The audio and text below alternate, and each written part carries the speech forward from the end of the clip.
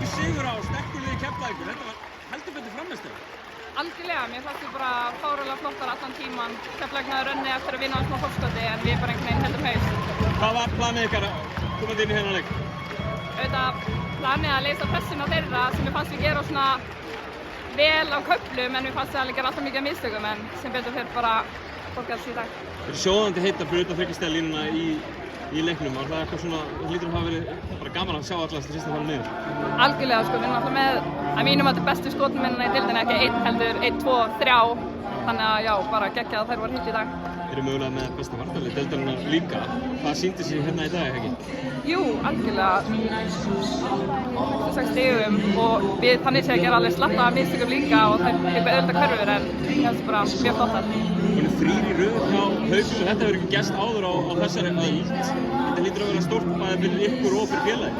Algjörlega, við vorum alveg með þetta bak við eyrað að vilja gera, vinna annan og já, bara geggjað að gera það.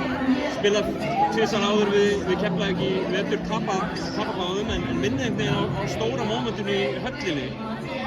Það hlýtur að vera frábært að geta gert það.